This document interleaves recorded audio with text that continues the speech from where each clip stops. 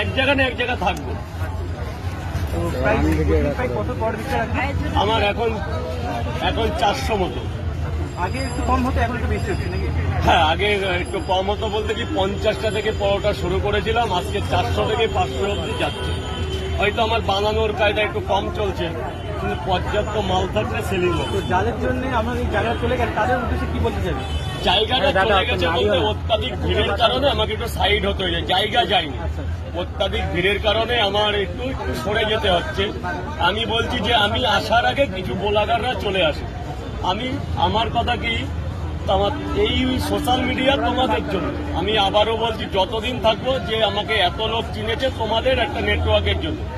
তা বিগত দিনে আমি যখন অনেক কম বিক্রি করতাম, এখন যখন সেলিংটা বেড়েছে আমারও ওখানে লোকের চাপ বাড়ছে।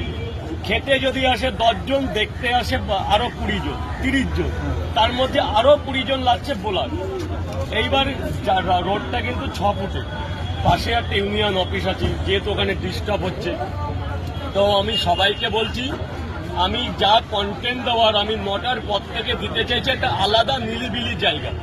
এইখানে পছন্দ না, তুমি বলো যে অমুক জায়গা দিতে হবে, তুমি বলো যে ওই গাছতলায় দিতে হবে, আমি দেবো। যদি বলে যে আমরা ওখানে নেবো, তুমি ওখানে চলে যাবে, এবার তুমি যদি, আমি বললাম আমি মালটা বেচি, তোমরা ওখানে সবাই চলে যাও। আমি বেচে গুছিয়ে ওখানে দাঁড়ালাম 10 মিনিট, আধা ঘন্টা, 1 ঘন্টা সবার সাথে কথা বললাম, সবাই হাসি মুখে, আমিও বাড়ি চলে গেলাম, তোমরা তোমাদের গন্তব্যস্থানে চলে গেলে। যেহেতু একটা কাজে তো কলকাতায় আসনি, তোমাদেরও তো কাজ আছে, আর আমারও তো ট্রেন ধরে বাড়ি যাওয়ার আছে। এইবার কিছুদিন আমি জায়গাটা পরিষ্কার রাখতে চাইছি, যে আমার জায়গাটা যাতে বজায় থাকে।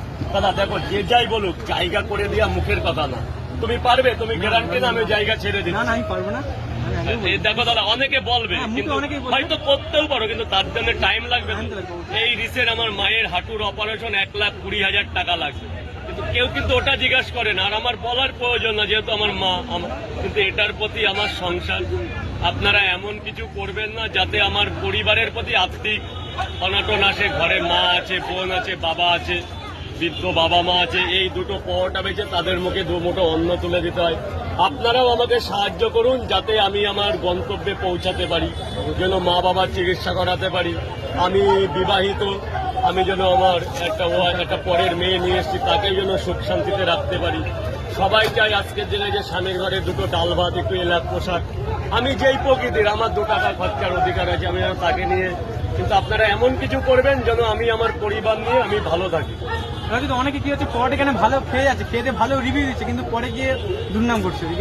এটা দেখুন, আপনি খেলেন, আমার এই ভাইটা আমার সাথে কাজ করছে, এখান থেকে খেয়ে বাড়ি গিয়ে বদনাম করলো, এটা তো তার পার্সোনাল ব্যাপার না।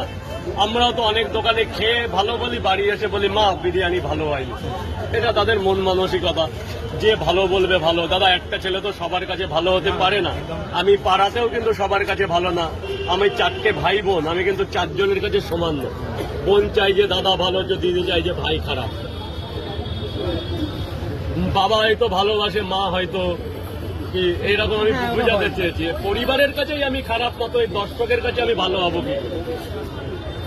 বলুন আপনারা, বলুন। রাজুদা, যেটা জানার বিষয় সেটা হচ্ছে, তোমার কাছ দিয়েই একজন ফুড ব্লগার, ঠিক আছে, আমি বলছি, তুমি কত পরোটা বিক্রি করো? তুমি বলেছো 400, কিন্তু ও যে অন্য একজনের দোকানের কাছে যে বলছে, জিজ্ঞাসা করছে তোমার নামে, দেখেছো? এইটার বিষয়ে তুমি একটু যদি বলে দাও। এটার বিষয়, ওই লোকটা আমাকে অনেক দিন ধরে বিভ্রান্ত করতো। আমি যদি বলি ও ক্যামেরায় ছাড়তো আচ্ছা, ও আমাকে অনেকদিন ফোন করে যায়, বলি দাদা আমি এখন এসো না, আমার ডিস্টার্ব হয়। এবার ওটা এখানে এসে ঝালিয়েছে, কোনো ব্যাপার না। আমি বেচি 400, আমি 400 জায়গাতেই আছি। ও 4000 করে তো আমার লাভ নেই। এবার যদি কেউ যে যেটা বলবে তার দাদা মন মানসিকতা। আর যেটা হচ্ছে সেটা হচ্ছে যে আরেকটা ব্যাপার, সেটা হচ্ছে যে খবরের ব্যাপারে তুমি দাও, তুমি যে বললে ওটা এই হয়, কিন্তু আরো কিছু সকল ফুড ব্লগার যারা বলেছে যে রাজুদা পয়সা বেশি ইনকাম করছে, অথচ প্লেটে দিচ্ছে না। এইবার আমি কি বলছি, আমার ধরেন 400 পাওয়াটা যদি 3টে করে বসি, 100-র বেশি কাস্টমার হয় হিসাবে। আমি যেটা মুখ দিয়ে বলে ফেলেছি 400, তো লোক হিসাব করলে 100 লোকের বেশি হয়।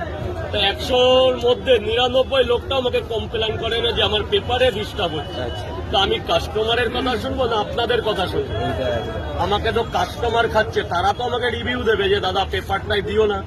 সে যদি বলে আমি তাকে বলতে পারি দাদা 2 টাকা বাড়িয়ে দাও, তাহলে আমি আমাকে পাতায় দিচ্ছি। যদি কেউ মনে করে, আমি আজও দাঁড়িয়ে বলি, যদি কেউ মনে করে আমার পেপারে খাবো না, 2 টাকা মূল্য বেশি দিলে তাকে পর্যাপ্ত প্লেটে দেওয়া হবে, যেটার দাম 35 টাকা মার্কেট প্রাইস বিয়ে বাড়িতে খাবার দেওয়া হবে। আচ্ছা, আমি একটা কথা বলতে চাই। ধরো আমরা তো দোকানে পরোটা পার্সেল করি, তারা তো খবরের কাগজ ঠোঁয়ায় দেয় আর তরকারি প্লাস্টিক এবার আমরা তো মুড়ি কিনে খাই, হ্যাঁ, তাহলে তখন তো মানে সেখানে তো কিছু ভাইরাল বলে হয়েছে বলে কি চোখে লাগছে ব্যাপারটা? অবশ্যই চোখে লাগে। কারণ আমরা তো নিজেই আমি আচ্ছা, আমি তো 14 বছর ধরে পেপারে দিয়ে আসি। সাধারণত এই পরোটা শিয়ালদা বাজারে কয়েকশো দোকান আছে, হয়তো কেউ কথায় উঠে গেছে, কেউ ওঠেনি। ভিডিও কিন্তু কম পরোটা লান নেই।